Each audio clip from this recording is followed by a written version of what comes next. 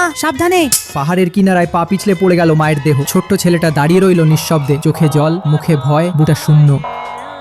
চারপাশে জঙ্গল, অজানা শব্দ। হঠাৎ গাছের ফাঁক দিয়ে এগিয়ে এলো এক বাঘ, কিন্তু সে গর্জে ওঠেনি। সে তাকিয়ে রইল ছেলেটার চোখে। একটা নীরব বোঝাপড়া হলো দুজনের মাঝে। বাঘটা মাথা নুইয়ে বসে পড়লো তার পাশে। সেদিন থেকেই সে হয়ে উঠল ছেলেটার রক্ষক। দিন গেল, বাঘটা শিকার করে এনে দিত কাঁচা মাংস, আর ছেলেটা খেত পাথরের উপর বসে। সে গাছ বেয়ে উঠত, নদীতে ঝাঁপ দিত, সাপের ফোঁস আর পাখির ডাক বুঝে ফেলতো। সে শিখে নেয় বন্য জীবনের ভাষা। এক মোগলি জন্ম নিল জঙ্গলের গভীরে। একদিন মেঘলা বিকেলে এক অজ্ঞান মেয়েকে খুঁজে পায় সে। গায়ে রক্ত, চোখে পানি, মুখে তীব্র যন্ত্রণা। সে মেয়েটাকে নিয়ে যায় নিজের গুহায়। বাঘ তাকে পাহারা দেয় আর মোগলি তোলার ব্যবস্থা করে। দিন পেরিয়ে যায়, মেয়েটা সুস্থ হয় আর মুগ্ধ হয়ে চায় মোগলির কাছে থাকতেই। একদিন সূর্যাস্তের সময় তারা দাঁড়িয়ে থাকে পাহাড় চূড়ায়, নিচে ছড়িয়ে জঙ্গলের সবুজ সমুদ্র। মেয়েটি জিজ্ঞেস করে, তুমি কি একা ছিলে এতদিন? মোগলি বলে, না, আমি ছিলাম বাঘের সন্তান। তারা একসাথে গড়ে তোলে নতুন জীবন। বাঘ, মানুষ, ভালোবাসা আর প্রকৃতির মাঝে। এটাই হলো সত্যিকারের পরিবার, যেখানে ভালোবাসা রক্তে নয়, হৃদয়ে বাঁধা থাকে।